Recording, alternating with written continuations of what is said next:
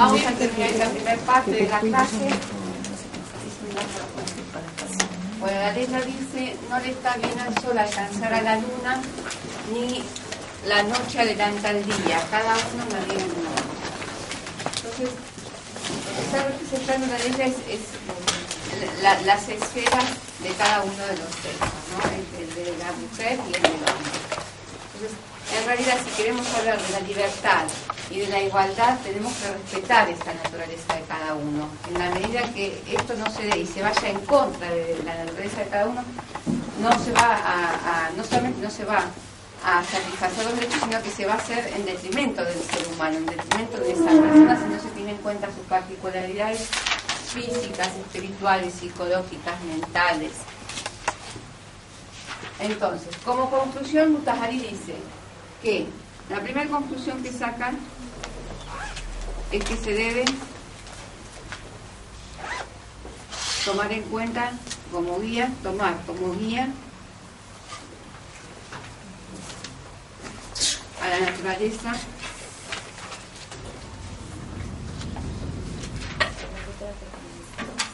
del ser humano.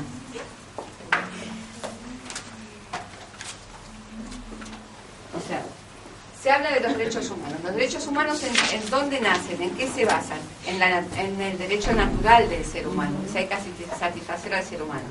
Ahora, el ser humano hay que satisfacerlo como unidimensional, digamos, como unisexual, o hay que satisfacerlo de acuerdo a las características. Entonces, el Islam no dice que estemos en contra de los derechos humanos. Hay que estar con los derechos humanos, pero teniendo en cuenta la naturaleza de cada uno. El género. La segunda conclusión es que si en el pasado hubo opresión, en el presente no es que no hay opresión, sino que además hay otros errores que no se están teniendo en cuenta, y que por eso tenemos que aprender del pasado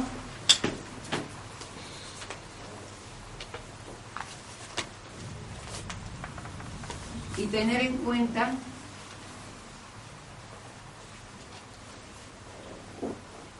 las falencias del presente. Las falencias del presente. Más que carencias, son falencias. ¿Sí? Es la única forma que se va a poder llegar a satisfacer los derechos de igualdad y libertad de ambos.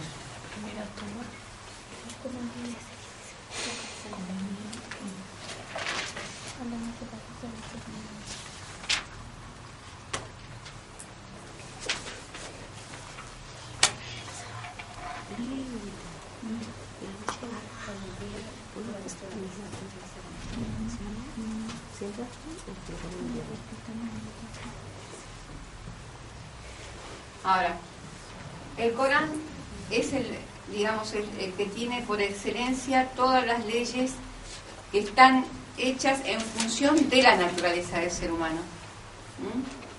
Es la tercera conclusión que podemos sacar.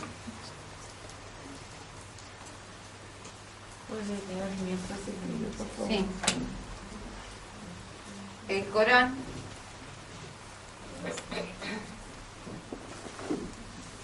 basa sus leyes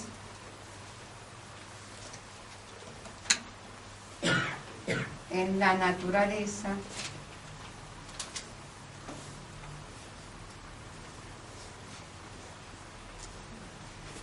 del ser humano.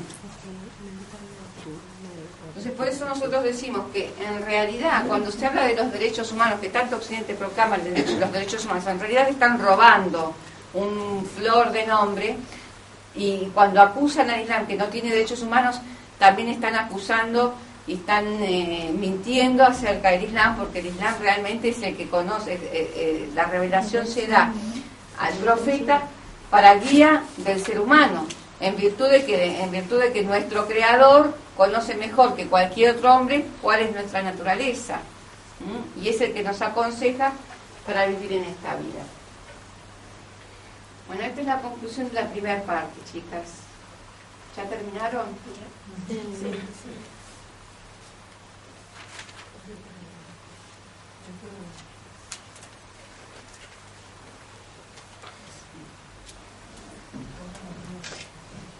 Es decir, el Corán se anticipa con mucho tiempo a lo que promulga la igualdad, la enfermedad. Se anticipó, pero nadie lo superó. Se anticipó con mucho tiempo, pero nadie lo reconoció. Ese es el problema. Ese es el problema. Muchos preguntan por qué no vemos a los ángeles. Si nuestra realidad hubiese sido más espiritual, quizás lo podríamos ver. Y hay que invitarlos. De hecho, los grandes místicos lo ven. Muchos dicen, ¿por qué no se dan los milagros ahora? Y bueno, hay que ver qué acciones hacemos para que seamos merecedores de ver los milagros. Bueno, el segundo tema que voy a tratar, yo sé que les dije que voy a hablar del tema de la mujer, ¿sí? Pero todo esto es una introducción para que realmente, como vamos a hablar del tema de los derechos de la mujer y la forma social en que se propone, que propone el Islam o el Corán para el ser humano, tanto sea hombre como mujer, tenemos que conocer también, más que nada nosotros que vivimos en sociedades occidentales, cómo adaptar estas leyes islámicas a un mundo occidental donde realmente no solamente no es islámico, sino que además es anti-islámico. Entonces, Motahari va a hablar sobre el tema del Islam y la modernidad. Y el Islam y los cambios de la época, ¿sí? Las exigencias de la época. Ahora yo les pregunto a ustedes, en este mundo donde todo ha cambiado, el mundo de la tecnología, el mundo del progreso, ¿son aplicables las leyes islámicas? ¿Podemos vivir en un mundo aplicando las leyes islámicas o no? ¿Sí? Fundamenten. Sí, porque el mensaje del Corán no se dirigió a una sola época, no se dirigió solamente a la época antigua. O sea, es un mensaje que prevaleció antes y va a prevalecer ahorita y puede prevalecer después. El mensaje es para todos los tiempos. Es aplicable. Es aplicable. ¿Más? Y aunque no sea aplicable, uno lo debe aplicar y... Lo debe aplicar. Lo debe aplicar. Si las leyes están basadas en el Corán y el Corán es para todos los tiempos, obviamente... Sí, pero este tiempo cambió, ahora la tecnología, ¿cómo hacemos para...? ¿Se puede aplicar? La tecnología se puede, algunas cosas se pueden... Es que ahí están los valores que se ven en la casa. Todo puede tener restricción y todo manejado con mesura. Es posible mantener un equilibrio entre lo que se considera desarrollo en Occidente y lo que para nosotros sería el desarrollo del ser humano, que es su perfeccionamiento. Bueno, Motahari habla de que hay gente que son los progresistas, ¿no es cierto?, que consideran que la religión es un motivo de atraso y que por eso no la podemos aplicar, porque es atraso.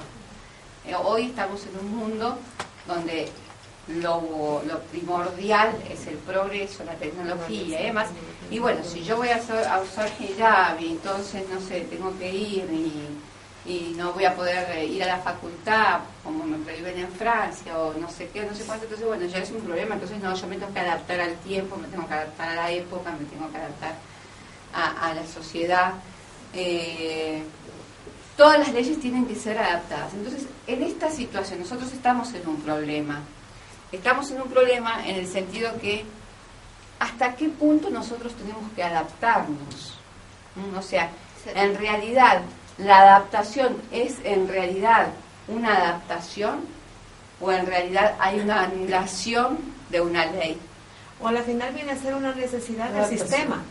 O estamos siendo funcionales al sistema. Exacto, una necesidad del sistema. Nada y acomodamos el Islam y lo ajustamos a nuestro tiempo. Entonces, a nuestra conveniencia. A nuestra conveniencia. ¿Hay cosas ajustables? Hay cosas ajustables. ¿Qué cosas hay en el discernimiento de qué cosas son las ajustables y qué cosas no son ajustables? Tenemos que discernir, tenemos que ver, tenemos que analizar. qué cosas son negociables, por decirlo y darle algún nombre, y qué cosas no. Perdón, Porque profesor. son por principios el rechazo o la negación o la no aplicación un daño no solamente para uno, sino para el ser humano, para la sociedad. Por lo menos las mujeres de Francia, las musulmanas, con la situación que ellas están viviendo, ¿qué deben hacer ellas al prohibirles de pronto usar el hijab? Bueno, o sea, yo no, lo que estoy planteando, yo quiero aclarar, lo que yo estoy planteando no es juzgar, o No, sea, sí. es una situación difícil, y ante una situación difícil debemos ver qué pasó. Las mujeres de Francia, por decir a las mujeres de Francia, pero las mujeres latinas no estamos muy lejos de las mujeres de Francia. Por ejemplo, en Argentina no está prohibido el hijab, no está prohibido el hijab. Por ejemplo, yo tuve la oportunidad, gracias a Dios, de estudiar en la UBA con mi hijab. Ahora, también es verdad que nunca salí a buscar trabajo. Si hubiese tenido que salir a buscar trabajo, no sé qué hubiese pasado. Con algún Sí. hermano. También es verdad que no tuve la necesidad de mantenerme a mí misma. No me vi en la necesidad de salir a trabajar. O sea, yo no estoy juzgando a la persona que si usa o no usa el hijab en Occidente. Lo que estamos diciendo es que estamos en un problema, cómo vamos a aplicar nuestras leyes. El hijab es una de las leyes. Sí. ¿Cuántas otras cosas más tenemos? La vez pasada hablaba del tema del halal y no halal, de la comida halal y no halal, simplemente para un restaurante. Es muy duro. El tiempo para hacer la oración, que son 5 veces al día, que en los días podemos hacerlo en tiempos más resumidos. Pero ¿cómo aplicamos esto? ¿Tenemos que esconder todo y llevarlo tanto para adentro o podemos tener, digamos, nuestra oportunidad? Eso también tiene que ver mucho con la ayuda comunitaria que tengamos de una UMA y un lobby fuerte. En Inglaterra, la situación en Inglaterra no es la misma que, no sé, que en Dominicana, por ejemplo.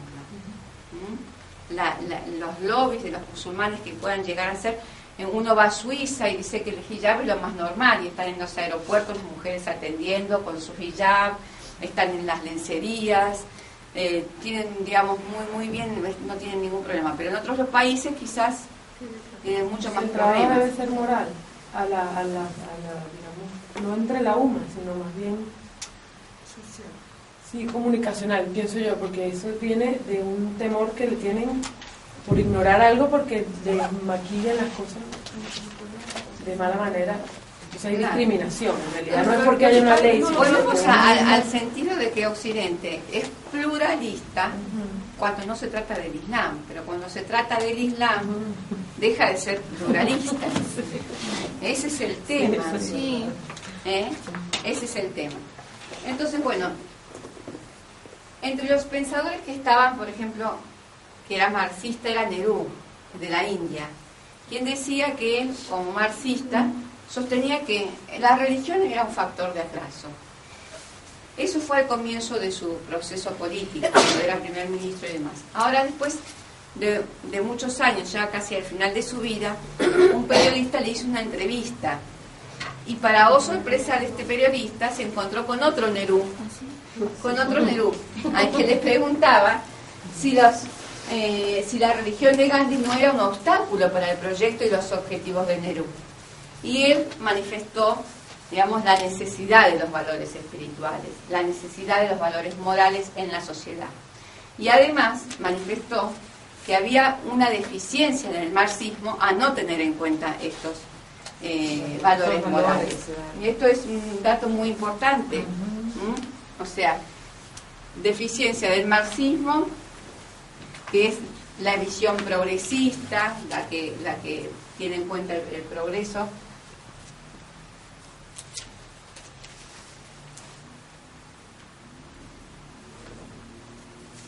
Valores morales.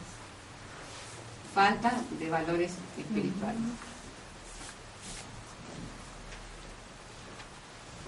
O ausencia sería. Sí, No, deficiencia más. palabra de Yo Nehru. pienso que deficiencia.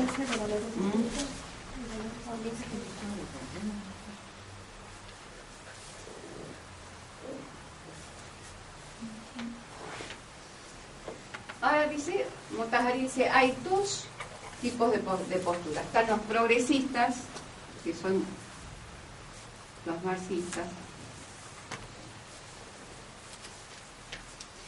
pero están también aquellos que reaccionan ante lo nuevo con una actitud de positiva, no al progreso, porque esto me cambia la forma de vida, va en contra de la religión. Entonces están los que se llamarían, no sé, los inflexibles,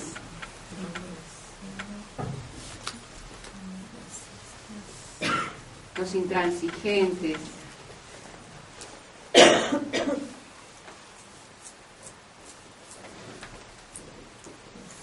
Ahora, en estos grupos vamos a poner los inflexibles, intransigentes y los progresistas, que Mutahari los llama ingenuos. ¿Por qué? Y después vamos a ver por qué. ¿Sí?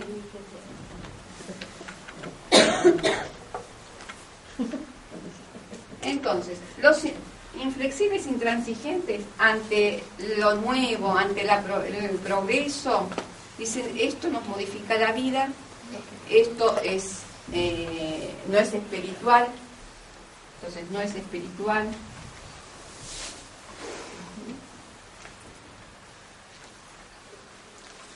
El progreso, digamos.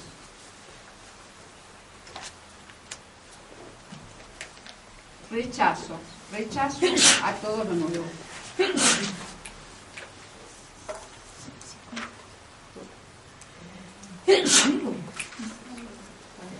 Entonces, ¿qué hay? Una cerrazón. Empiezan a cerrar en sí mismos. Empiezan a decir, bueno, nos quedamos con nuestra postura. Como los Amish, podría ser, por ejemplo. Los Amish. Sí, bueno, pero antes de los Amish ya es una secta, ¿no? Pero hay una cerrazón, el propio Islam ha pasado por esa etapa. Ahora después vamos a hablar. Ha habido una etapa en el Islam, la vez pasada habíamos hablado un poco de la iglesia, el dominio de la iglesia, cómo en la Edad Media la iglesia había dominado y se había opuesto a los descubrimientos científicos que se oponían a los vaticinios de la Biblia científicos, ¿no? Y como se oponían a lo que decía la Biblia, entonces lo rechazaban. Y entonces hubo una cerrazón, y en esa cerrazón de erigir a la Biblia como único documento válido para la vida, llevó, digamos, al fanatismo y llevó al atraso también de ellos y posteriormente a la reacción del rechazo a la religión. El Islam pasó una etapa como esta, pero yo la vez pasada dije que el Islam no pasó por una cuestión, o sea, no se pudo secularizar como pasó en Occidente, porque el proceso es diferente, la fe de la gente es distinta, o sea, permanece, y porque dentro del Islam no hubo por parte del clero una corrupción tal manifiesta como pasó en el tema de Occidente. Entonces, se mantuvo el respeto dentro de la religión islámica. Esto es un tema que después, cuando hablo del tema del ijtihad, se los voy a explicar un poco más detallado. Entonces, los progresistas es todo lo contrario. Los progresistas compran, todo lo nuevo lo compran. Dicen, sí, hay que hacer un cambio, van por el cambio. Aceptación de todo lo nuevo.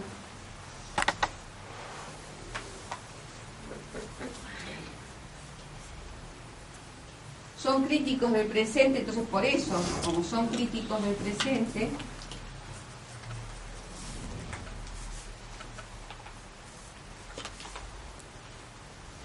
aceptan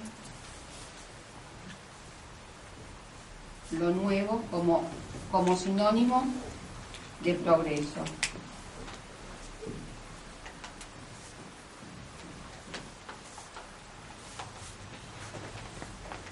¿Sí?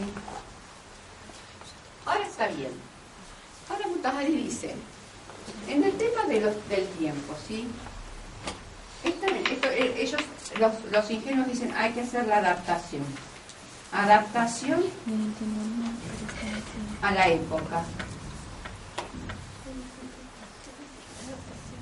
A la época. ¿No? Entonces, ¿qué pasa? Dice que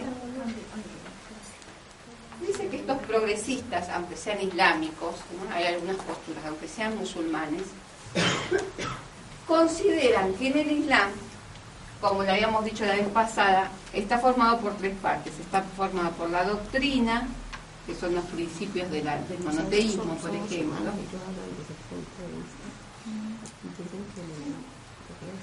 Está formado por la jurisprudencia, por las cuestiones de culto, más que nada, por el culto, que sería la oración, el ayuno y todo lo que más o menos ustedes saben de prácticas. Y después están las leyes cotidianas de la vida,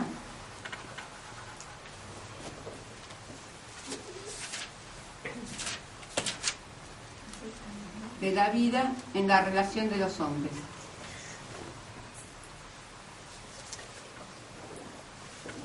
¿Sí? Ahora, estos ingenuos, esta es la postura de los progresistas musulmanes.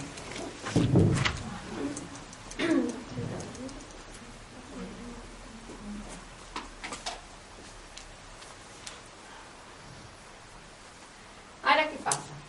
Con estos dos puntos no tienen problema los progresistas. Dicen, esto es una cuestión de la religión. Y esto lo reveló y lo difundió el profeta Muhammad.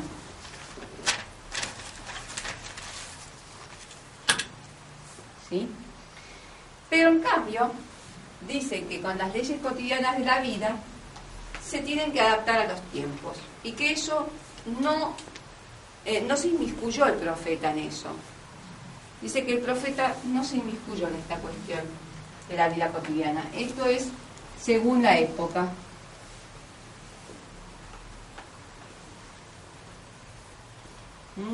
Ajustes según la época.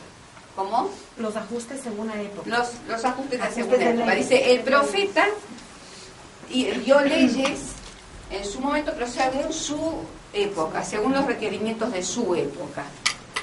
Pero nosotros ahora estamos en otra época, entonces no tiene por qué regir esas cuestiones, porque esas no son cuestiones de la religión, son cuestiones de la vida. Haciendo sin darse cuenta, o sí, dándose cuenta, pero por facilidad, la decisión de lo religioso, de lo mundano, digamos, lo celestial con lo mundano. ¿Sí?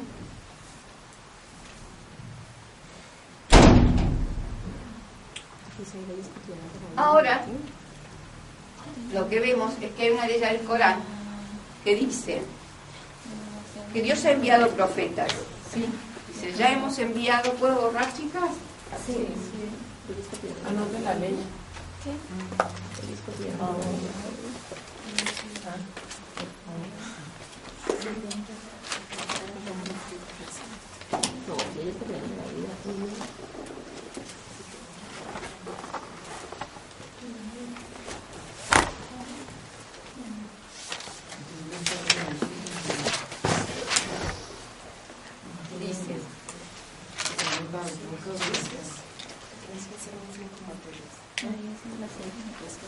Ya hemos enviado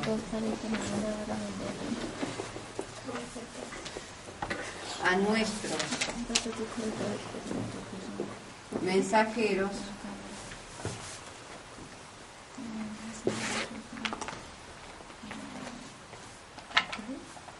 con las pruebas claras.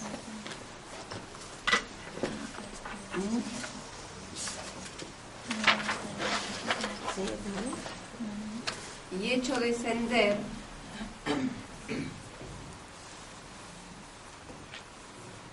con ellos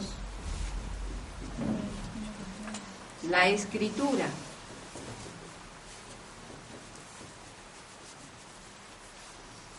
y la balanza.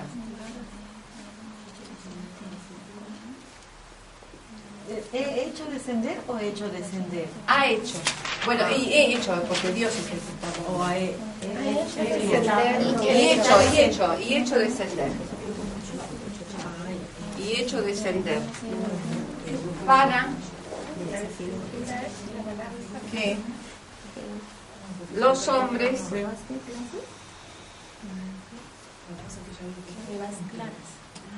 observen la equidad.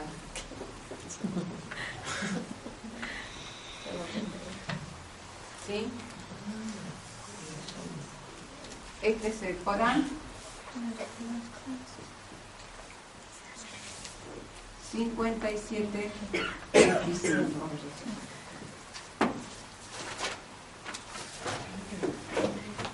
Esta es una de las tantas aleyas que habla de la justicia social y que es una orden de Dios, y es a través de los profetas Él ha mandado esta orden. Dice: ya hemos enviado a nuestros mensajeros con las pruebas claras y hecho descender con ellos la escritura y la balanza para que los hombres observen la equidad.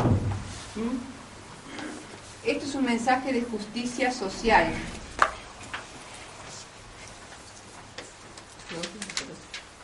Ahora vemos, si el Islam hubiese propuesto lo contrario, y si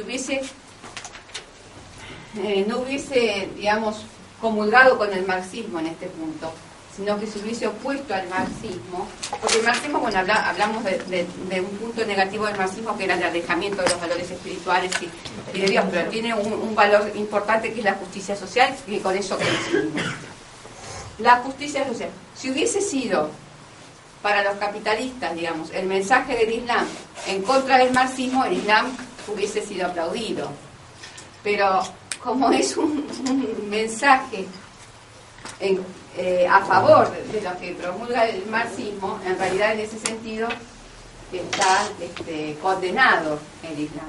Entonces extraen del Islam lo que quieren y lo que no quieren lo tiran. Bueno.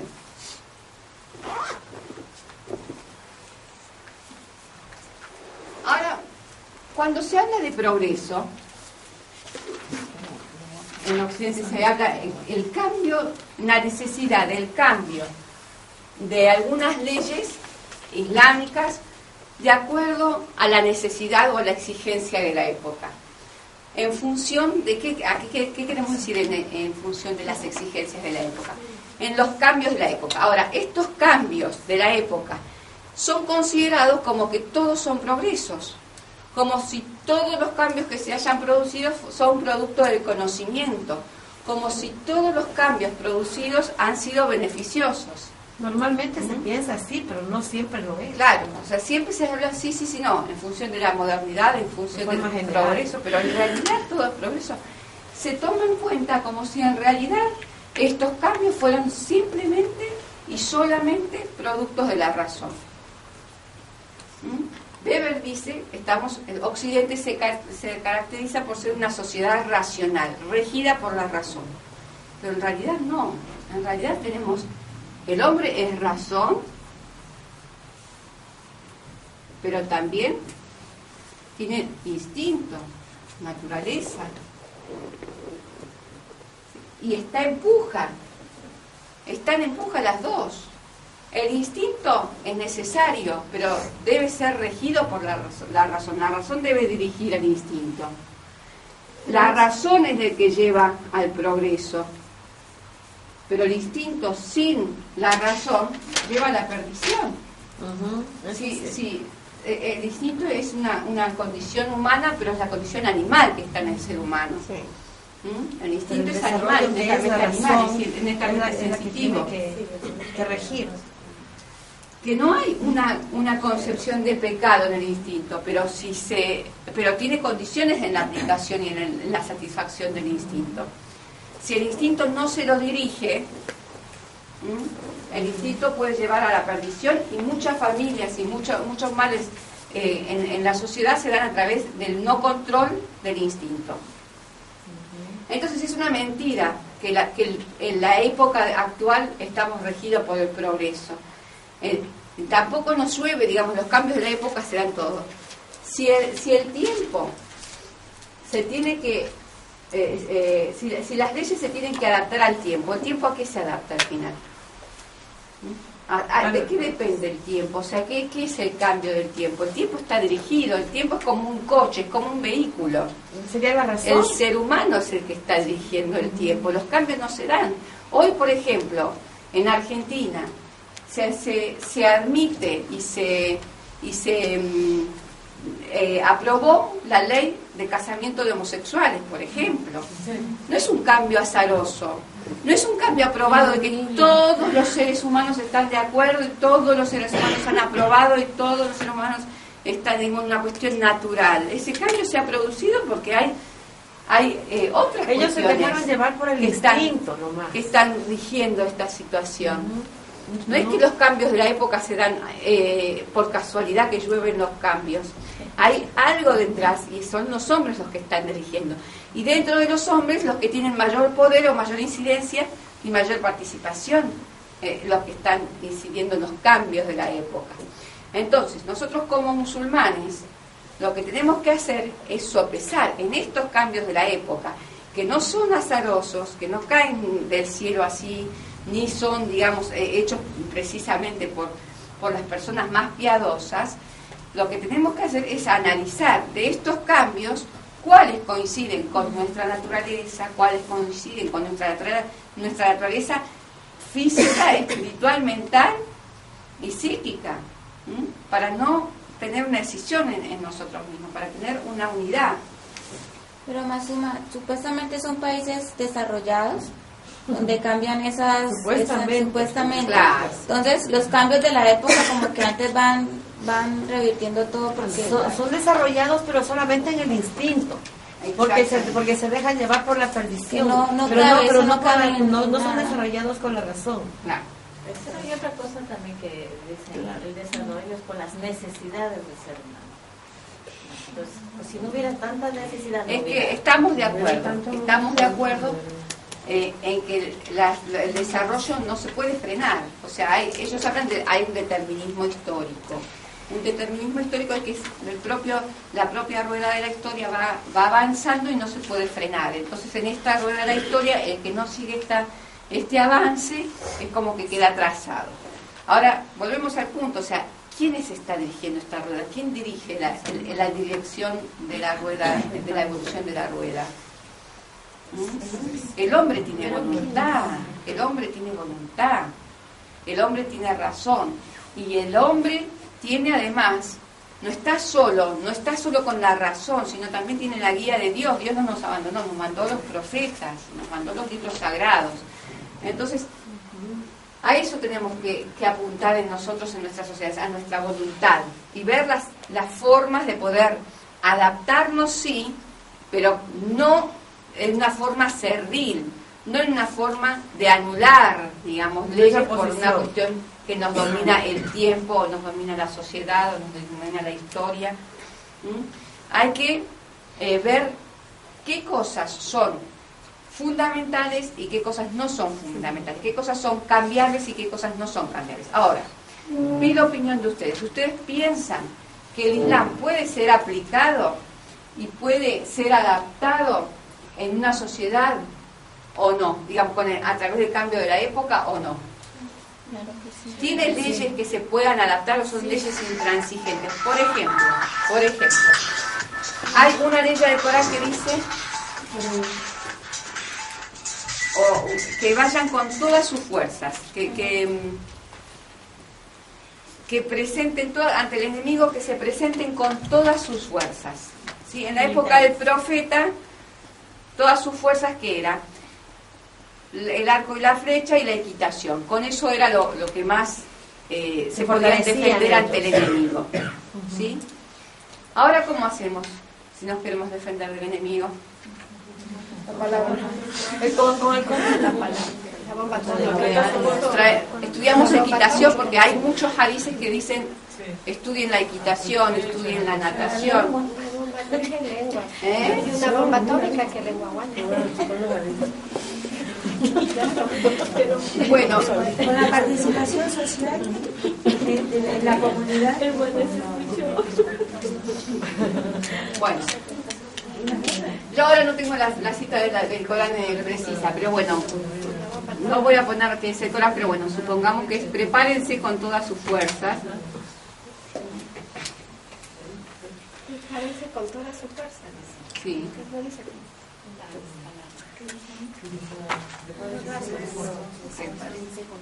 Pero en ese momento y en esa época hacía referencia a la equitación y al arco y la flecha. Después yo voy a buscar la ley exacta. Al guerrero tradicional, o sea, arquetipo del guerrero que yo decía. ¿Sí? Bueno. Ese sería el arquetipo Ahora, del guerrero. esta sería la ley general. ¿Sí? Esto es una ley general. ¿La ley general cuál es? La que perdura a pesar del tiempo. Es la que perdura a pesar del tiempo y es la que dice que es ante el enemigo, o sea, la defensa ante el enemigo.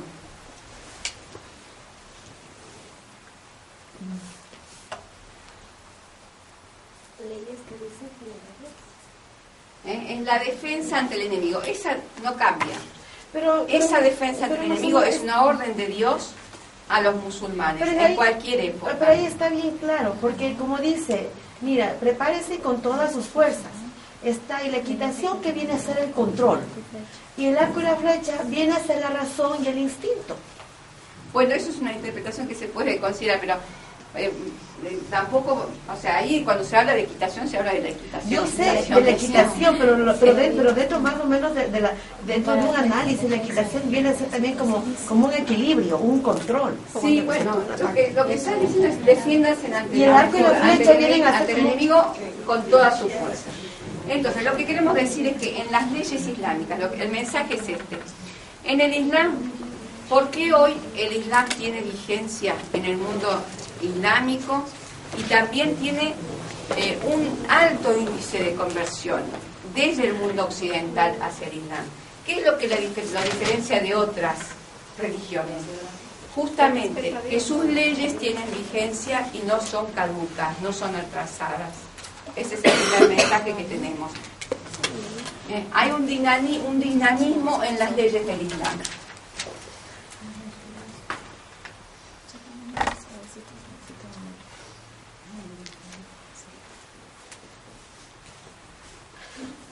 Son para todos los tiempos. Sí. Ahora vamos a ver. ¿Me podés dar un ejemplo?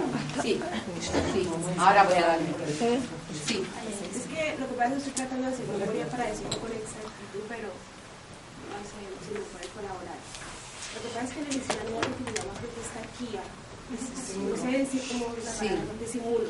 Sí. O sea, hay en ocasiones en las que, por ejemplo, uno no podría aplicar completamente la ley islámica.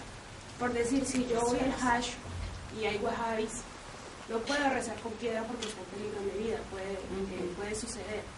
Entonces ahí esa ley, a pesar de que la Shia me dice que tengo que rezar con piedra, pues no debo hacerlo por seguridad o porque es en riesgo de vida. Sí. Pero son casos específicos. Pero eso no es por el progreso. Sí.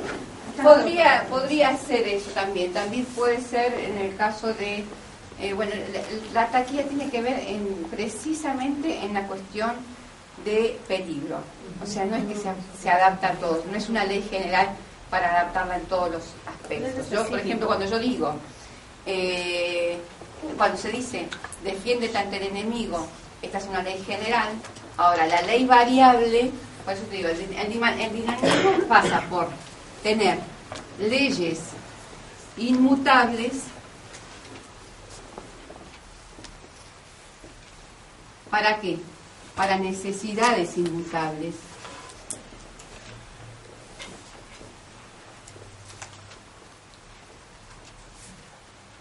Y leyes cambiables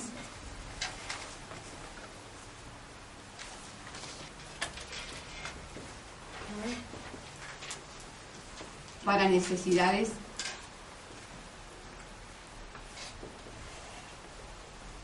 cambiables. Ahora, la taquía es específicamente en caso de peligro. No es para cualquier momento que yo hago taquilla. Bueno, yo me disimulo porque sino cuando hay algo que tiene una condición especial. ¿Qué es taquilla? Taquilla es el disimulo. O sea, no cumplir con una determinada ley por miedo al peligro. Prudencia, sí, como por prudencia. Sí, no manifestarse como un musulmán, digamos, totalmente con todas las características. Bueno, por ejemplo, tenemos leyes como las cuestiones nuevas que existen, cuestiones modernas. Por ejemplo, el tema de Por ejemplo, el tema de la concepción y la anticoncepción. ¿Sí? Concepción y anticoncepción.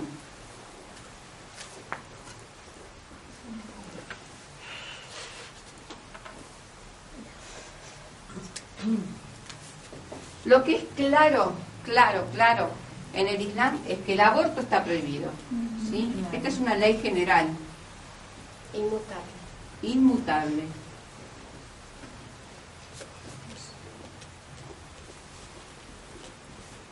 ¿Sí? Y también tenemos que la concepción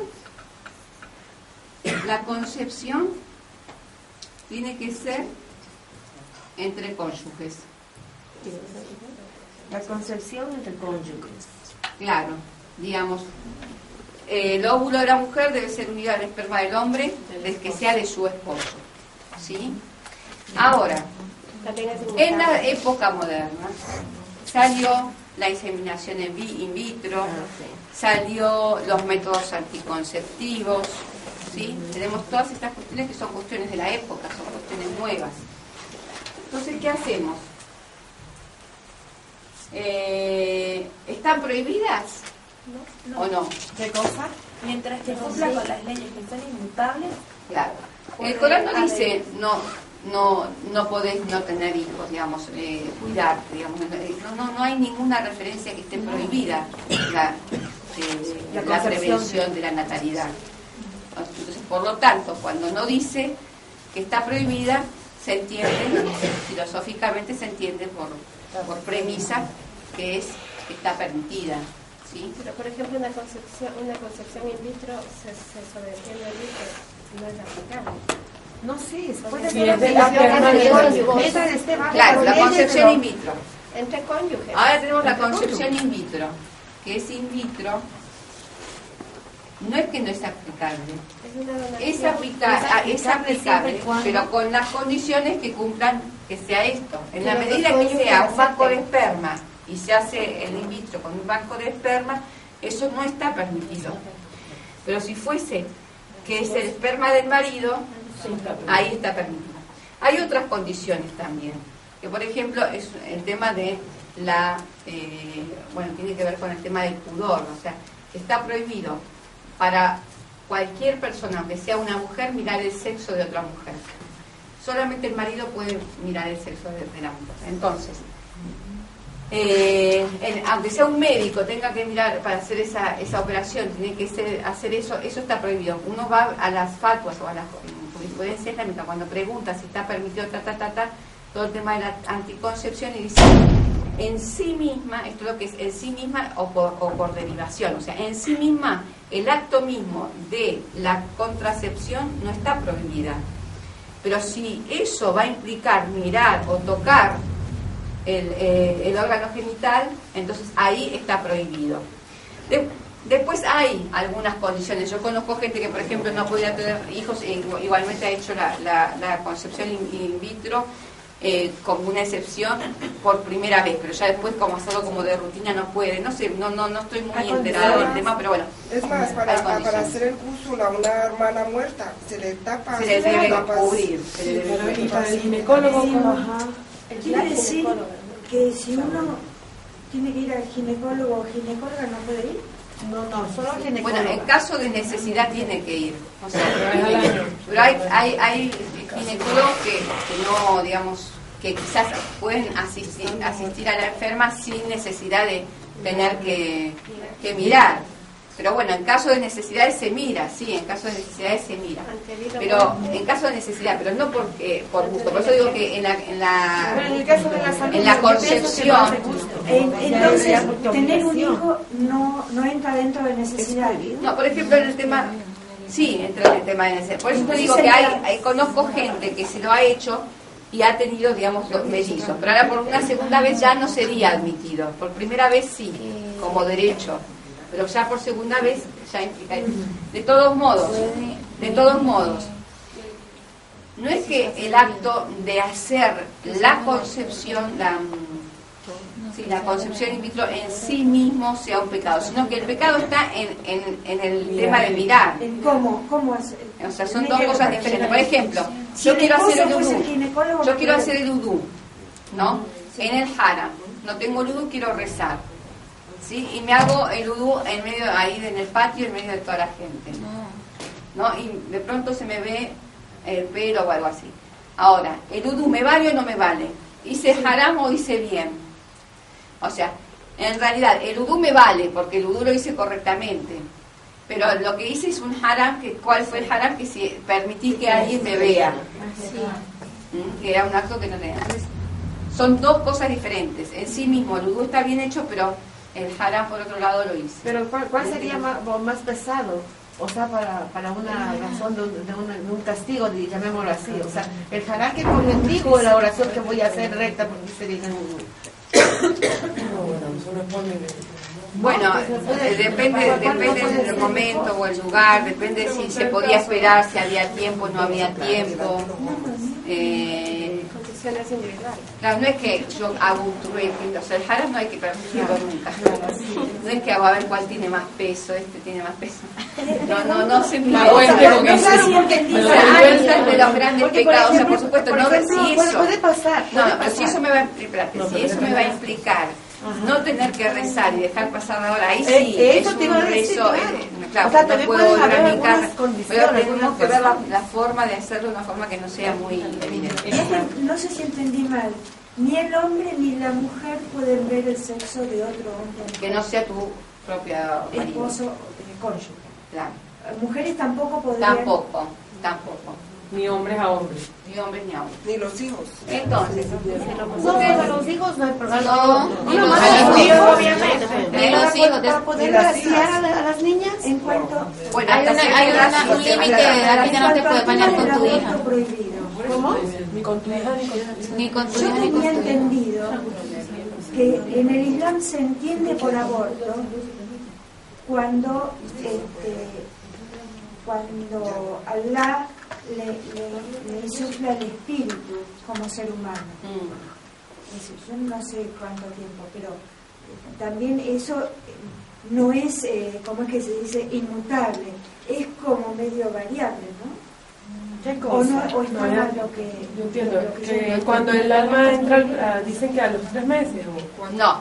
El alma entra al feto. Ahí están las diferencias un poco que hay entre la jurisprudencia shia y sunna y demás. En realidad, lo que hay que tener certeza es que el embarazo se ha dado en el útero, o sea, ha llegado al útero. El momento que ella está en el útero ya es un embarazo automáticamente. Claro, eso del alma no corre en la Sharia. Eso no viene aquí, esas justificaciones. O sea, más allá de que si el alma es insuflada a los 3-4 meses, no le da derecho a que antes de los 3 meses matarlo, digamos. Decir que viene el alma, que no, ya es Tenemos, por ejemplo, el útero, ¿sí? Es que a los 3 días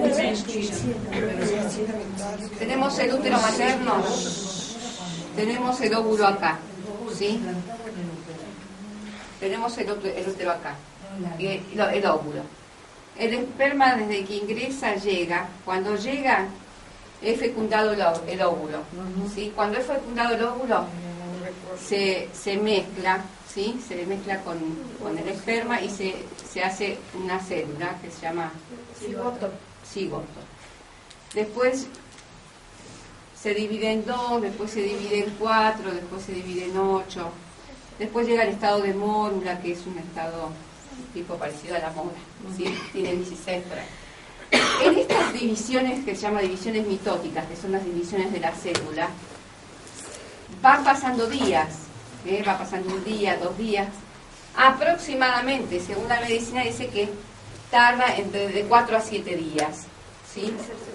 Esto, como dicen los médicos, es en la modelo 90-60-90, digamos, es un modelo, digamos, no es que se da, cada ser humano es distinto, cada ser humano es especial, cada ser humano tiene su organismo, ¿cuántos días dice que particularidades, pero en lo general, en la media, se da de esta forma. Entonces, lo que se dice en la jurisprudencia es que el embarazo propiamente dicho se da cuando está implantado en el útero, en el tercio postero superior del útero, ¿sí? Cuando llegó la mórula al tercio postero superior. Entonces ahí es que si se llega a haber un desprendimiento intencional, se considera un aborto. Mientras esté pasando por estas etapas, no. ¿Por qué? Porque no se lo considera un ser humano propiamente dicho, como le dicen en la medicina. Esto fue hasta hace unos años. Ahora yo tengo que volver a averiguar un poco más el tema. Ahora, o sea que si la píldora del día después se aplica. La píldora del día después se puede aplicar. Se podría llegar a aplicar. De todos modos, hay una diferencia, yo decíamos, ¿no? La cuestión legal, precisamente la cuestión moral. A veces es como consideran como que es. Bueno, vamos a ir por partes. Primero, de esto tenemos que tener yaqin. Yaqin, que es la certeza, ¿sí? Hay un principio en la jurisprudencia, hay un principio islámico que es la certeza para juzgar algo. Yo no puedo, digamos, considerar algo como tal hasta tanto y cuanto no tenga la certeza, ¿sí? Por ejemplo, no puedo rezar a las 11 de la mañana si yo no estoy, no puedo rezar el duhur si yo no estoy segura que llegó el horario exacto del duhur, ¿no? Tengo que tener certeza.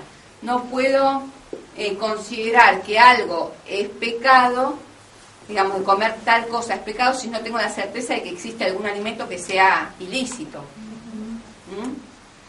Ahora, si yo no tengo la certeza de que el óvulo fecundado, de que primero que el óvulo fue fecundado, de que después el óvulo cayó acá, se implantó, digamos, no se cayó, digamos, se implantó en el útero, entonces, en ese caso, la píldora del día después se podría tomar en el sentido de que sería como una, digamos, no tengo certeza, entonces... Pero hay un problema moral, porque sería como tirar un tiro al aire, y sí, está bien, yo no sabía que había nadie atrás, pero bueno, quizás le pegué. Entonces, claro. Hay cuestiones de la jurisprudencia que se dan bien, que son permitidas, pero quizás moralmente hay que ver si son. Exacto, si porque si bien. tú tienes una duda, jamás debes de hacerla, porque ya estás, o sea, teniendo ese pecado. No es que es una cosa que, bueno, muy rápidamente uno puede hacer. Pero es que solamente... O sea, y con el momento que ya tienes duda, ya no debes de hacer. Bueno. Y hay otras consideraciones que hay que averiguar bien, porque eso es una de las interpretaciones que está basada en un hadiz, que dice que fueron al profeta y le preguntaron, le fueron a decir que yo tuve mi hermana, no sé quién, abortó. Y entonces, como abortó, ¿cuál es la kafara? Porque hay como una indemnización, como una pena, una punición que se da ante algunos pecados son del infierno, pero hay algunos pecados, además de ser el infierno, se los pagan un poco acá. A veces si yo, por ejemplo, le pego a alguien y le dejo una marca, no debería ser, o sea, hay algo que se paga, un impuesto que se paga. Y ese aborto había sido intencional. Entonces, había sido intencional, parece, sí. Entonces le fueron a preguntar y entonces el imán preguntó si se había fijado en el útero. Entonces dijo que no sabía. Entonces preguntaron, ¿pasó más de 40 días? Entonces dijo, no pasó 40 días. Entonces parecería como que no se había implantado en el útero. De todos modos, yo tuve una profesora que le planteé este tema, por eso se los tengo que averiguar un poco mejor, porque le planteé este tema y surgió la duda de que parecería ser que El problema está en cuándo comienza el embarazo. Si comienza a partir de la fecundación o si comienza a partir de la implantación. Pero solamente... Si uno ve las fatuas del imán de Plaja Meneí y de la mayoría de todos los sabios, el comienzo del embarazo se da a partir de la implantación. ¿Sí? De la implantación. Ahora, para permitir el tema de la pastilla del día después, digamos, es algo muy grave que yo no me atrevería a decir que está permitida totalmente. Y bueno, habían quedado en averiguar que si realmente empezaba en el cigoto. En el cigoto. Sí. Yo tuve mi opinión, hasta un tiempo, que después se me rompió, era que en realidad no era un embrión propiamente dicho hasta que no se implantase en el útero. ¿Por qué? Porque desde la medicina no se concebía que sea un embrión propiamente dicho, sino que eran otros nombres tenían. Nunca se empezó a llamar embrión desde acá, sino que era el óvulo fecundado. Ahí eso todavía es una célula, como la célula. Claro, todavía es célula. Claro, son células de vida, pero todavía no tienen posibilidad. Yo decía, no tienen la capacidad para convertirse en ser humano. Porque, por ejemplo, si el embarazo se interrumpió acá, sí tienen la capacidad, claro, por eso llegan. No, tienen la capacidad a partir de que está con todo el endometrio acá que se aferró. Claro, en tanto y en cuanto no lleguen al endometrio, son dos cosas las que hacen falta, no solamente las células, sino también el lugar y el endometrio que va a alimentarlo. Entonces, en tanto y en cuanto no llegue acá, no había una capacidad. Ahora, nosotros el año pasado participamos con mi esposo en un seminario de bioética en Argentina. Y planteamos este tema, y bueno, primero que ellos consideraban la postura islámica muy abierta en el sentido de que la Iglesia directamente prohíbe todo tipo de anticonceptivos,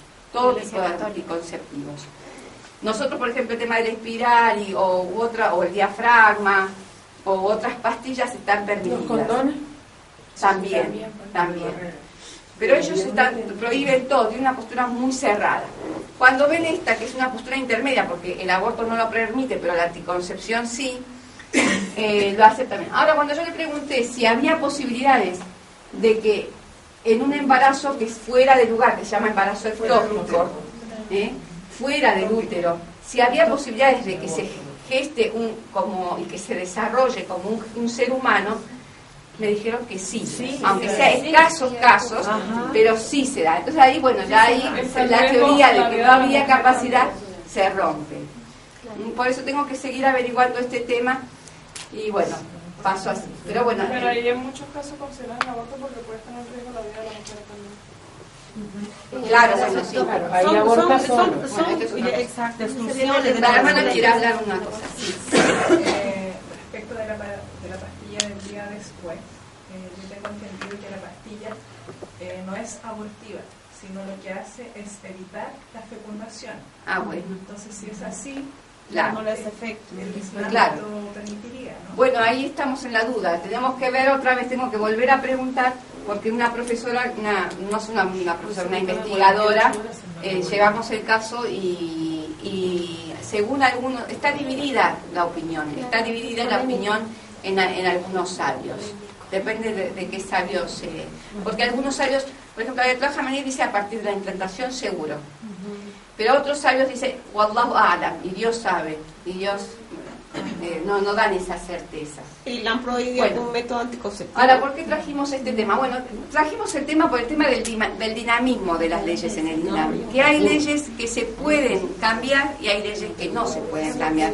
Esto tiene que ver con la adaptación de la época, son medios.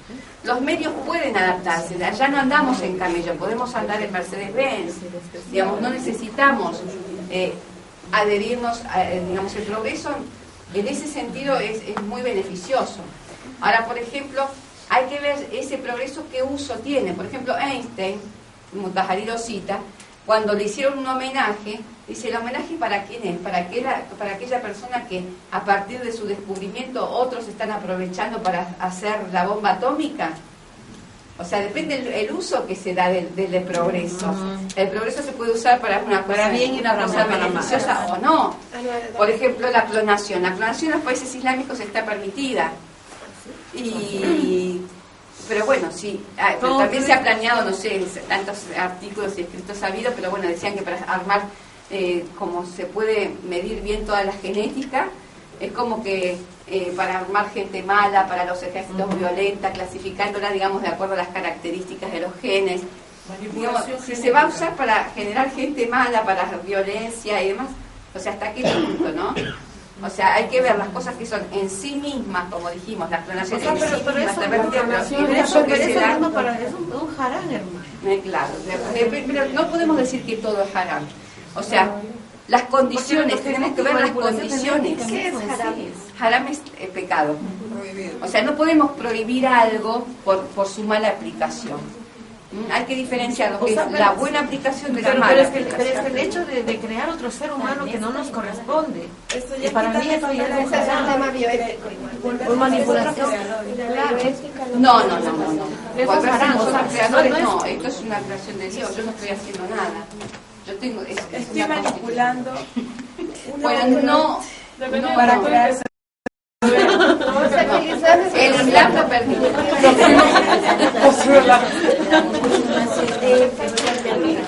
Ella se basa en lo que dicen los Pero ¿qué era eso, chicas? Hermana, ¿y la kafara que decía usted? No te... La kafara, bueno, la kafara es eso, si hay algo en el aborto, creo que es un kafara. Y depende de la cantidad de meses, digamos, si es en la primera etapa o en la segunda etapa, digamos, la primera etapa de 3 meses, creo que es 6 meses o 9 meses. Lo mismo, por ejemplo, tener relaciones con el marido en estado de menstruación está prohibido. Si se llega a tener relaciones, bueno, entonces en la primera etapa tiene un tipo de kafara, en la segunda etapa tiene otro tipo. Lo sabe. Los kafaras están es en peso en oro, sí, el peso es en oro, pero no sé, ahí tiene bien definido. Tienen ahí en las leyes prácticas está bien definido. Bueno. No se puede hacer relaciones con educación, pero sí.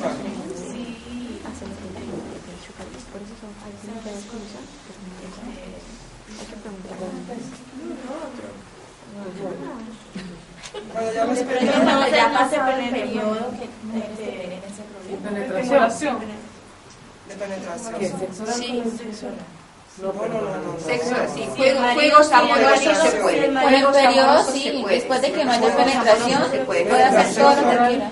En la menstruación. Bueno, ¿qué habla el Corán? Yo no estoy diciendo que sobre por ejemplo todavía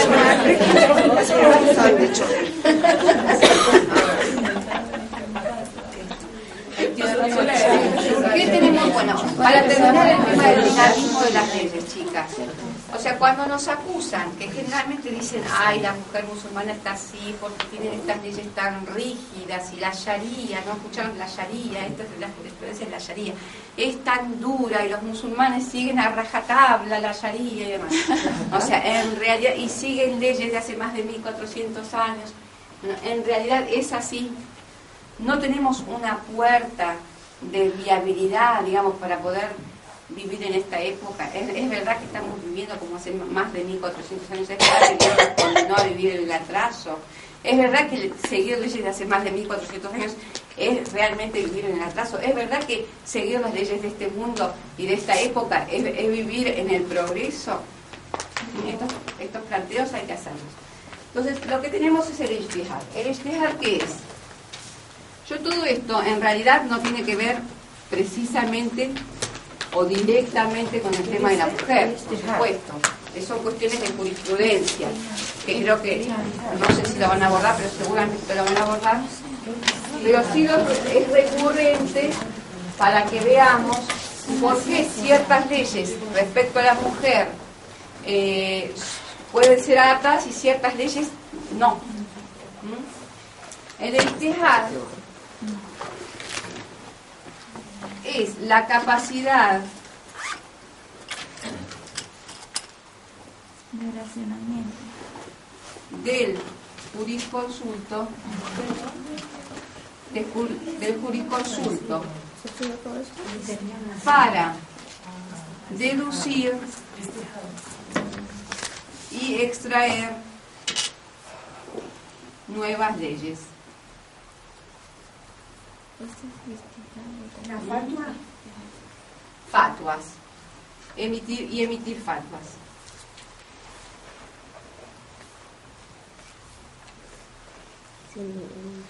Ahora, por supuesto que ijtihad viene de jihad. Jihad es el esfuerzo, es el lucha.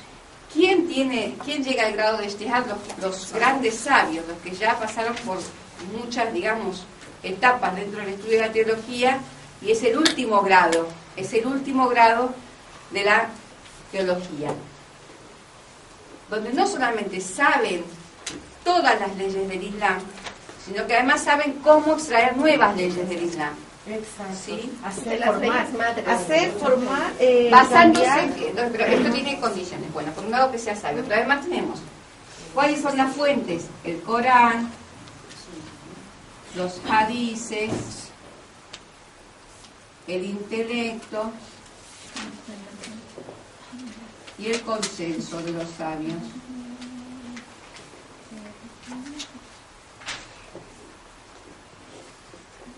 Esto no lo abarca Bahari en la cosa. Habla de ijtihad, pero digamos no habla tan detallado de este tema. Entonces, a esto vamos. Nosotros como mujeres o como musulmanas no tenemos derecho a interpretar por nosotros mismos en qué podemos adaptarnos y en qué no a la actualidad, digamos.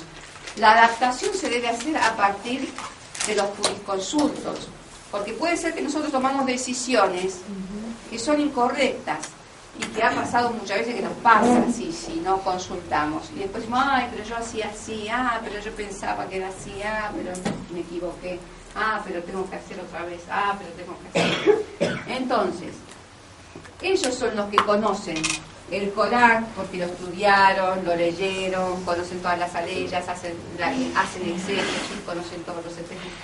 Los hadices los conocen, saben qué hadices son fuertes, qué hadices son débiles, qué transmisores son verdaderos, son de una línea verdadera, no. El intelecto son, digamos, cuando se usa el intelecto, ¿cuándo? En ausencia de Corán y hadiz, cuando no hay nada que asevere o niegue alguna cuestión, como por ejemplo el tema de la inseminación in vitro. No hay ningún hadiz que dice la inseminación in vitro está prohibida, ¿no? Cuando no hay ninguna aleya del Corán, ni ninguna hadiz que hable al respecto, entonces el intelecto puede deducir leyes, pero con la condición de que lo que resuelva no vaya a ser una ley que contradiga otros hadices u otras cosas del Corán. Por ejemplo, lo que sí está claro en el Corán, que tiene que ser de los cónyuges. Eso lo extraen del Corán. Por eso cuando dicen está permitido, pero ponen esa condición, es porque están en coincidencia con otro. Si dijesen está permitido sin poner esa condición, estarían contradiciendo estas leyes del Corán. Y después el consenso de los sabios es cuando hay algo que entre todos los sabios, digamos, hay una evidencia muy grande que entre todos consensúan que esto está permitido, entonces también es una fuente de jurisprudencia. Bueno, y después está también otra de las cuestiones que está lo que se dice el aham u muhem. Aham u muhem es lo importante y lo más importante.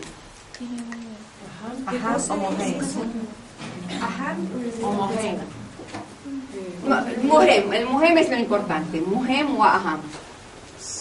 Muhem es lo importante. Wa aham es lo más importante. ¿Sí?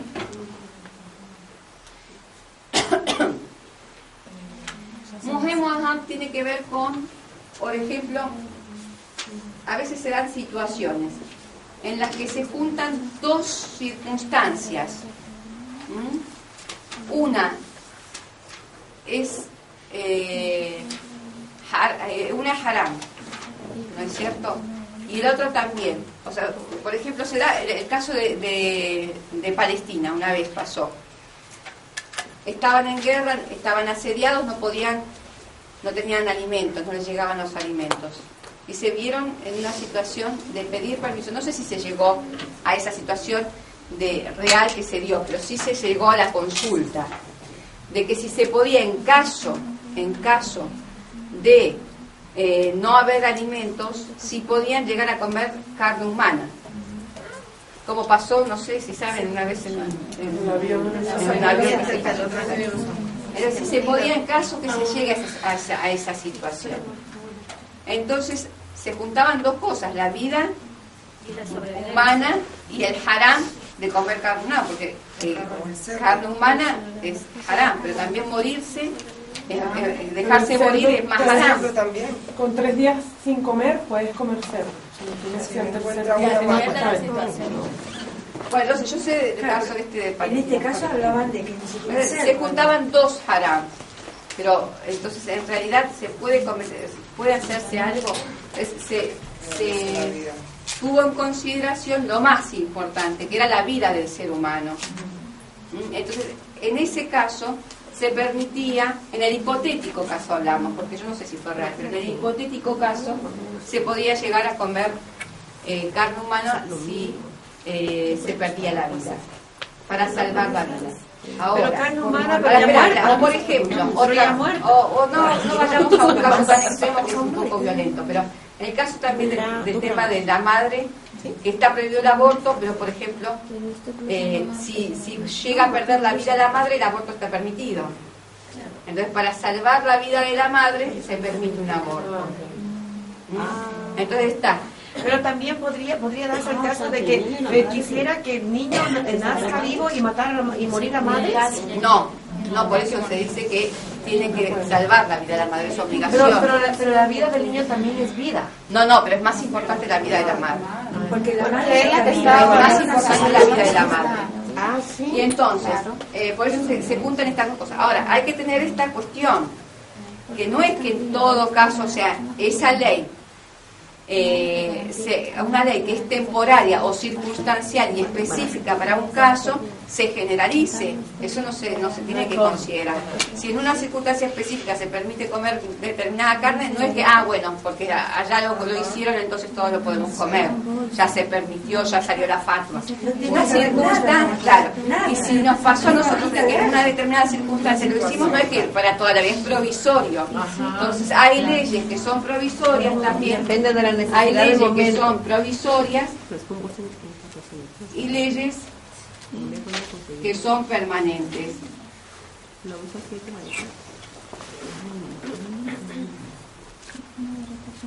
¿Qué quiere decir? Por ejemplo, acá en Irán en una época se prohibió el ajedrez, jugar el ajedrez. Y todo el occidente hablando de que por qué en Irán prohibió el ajedrez. Lo que pasa es que el pueblo iraní estaba muy compenetrado con el ajedrez y había sido ya tal el grado de abstracción de los iraníes con el tema del ajedrez que se había dado demasiada importancia y ya llevaba un poco al desvío, digamos, al olvido de muchas otras cuestiones. Aparte ustedes saben que el ajedrez a veces no termina más, se olvidan del rezo, no rezaban, quizás, todas esas cuestiones. Entonces se prohibió en ese momento como para cortar, pero no por el tema de que quizás el ajedrez en sí mismo era un pecado, sino por los efectos, por el efecto que producía. Ahora, esa ley hoy no existe, entonces se concluye de que fue una ley provisoria.